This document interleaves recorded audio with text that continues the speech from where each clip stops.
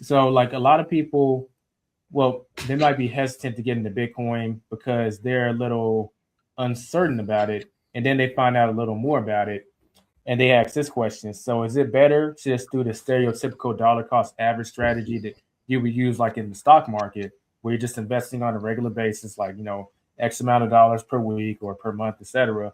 Or is it better to just save your money and then just buy Bitcoin during the dips? And then when it starts going Mm, back up again, stop, wait for another dip. And then when it hits again, mm. you'll buy when it's low. Um, yeah, I think that's really to do with people's personality. And, I think people need to try and figure out for themselves, like, what makes them feel comfortable, what makes them sleep well at night. What is Mm. the sleep to return ratio? I love to Sleep talk to about. return. That's the first time I Yeah. heard that. It's probably not my idea. I don't want to try and claim it, but the sleep to return ratio, if you just smash bought like all your savings for the last year, I mean, I don't know how you manage your finances, but I always try and take a little bit all the time of my income and put it away, some for tax, some for investing, some for like saving for a holiday or whatever you're saving for. I'll try and cut it all up into different things. And I either do dollar cost averaging in, or I think I'm going to invest in this thing. I'm waiting for it. But if you say you save up for a whole year and you're ready to buy Bitcoin, you smash buy it in October last year when it was its all-time high, that sleep to return ratio is horrible. And if you can't sleep well holding an asset that's dropped 50%, then you should dollar cost average. But if you like the game, you want to try and trade it a little bit, then you're obviously a bit more risk averse. So maybe you should smash buy whenever the price hits a lower number. Like every time the price dips 5%, you buy, and when it goes up, you don't do anything. So I think that is a very investor driven mindset question. I can tell you how I did it. I'm not a good trader. I'm an extremely emotional trader. I panic, Mhm. I sell. I realized that before I got into Bitcoin.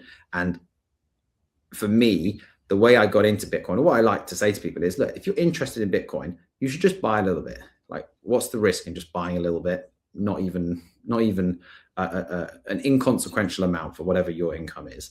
And then once you've bought a little bit, you'll then start watching the price, because it's like when you buy a new car and you buy, like, I don't know, a Prius or whatever your car is. You buy a Tesla, right? Suddenly you start seeing Teslas everywhere, because you have this like bias in your mind to be drawn towards that.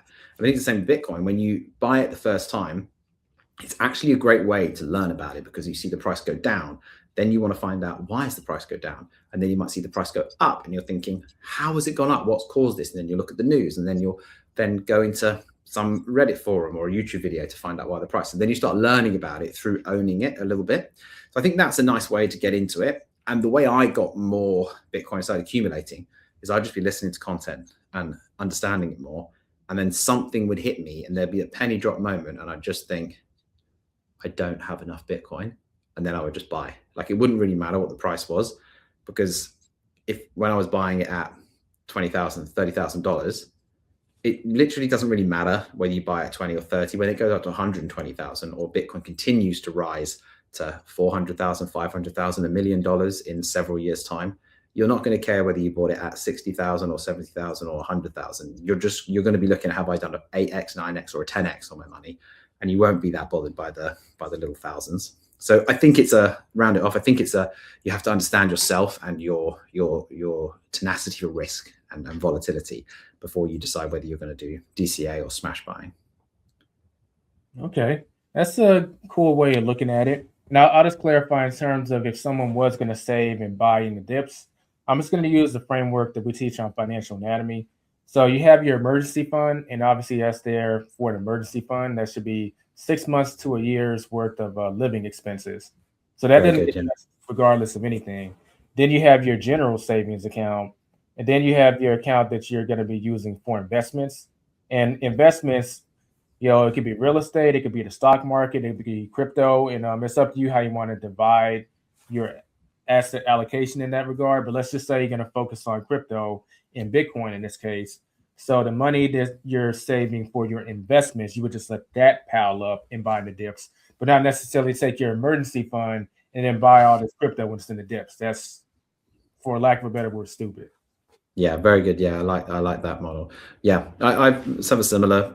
Before, I keep about 6 to 8 months in cash, ready for not actual cash in the bank, ready for any problems or emergencies or job loss, medical emergencies, anything like that, really.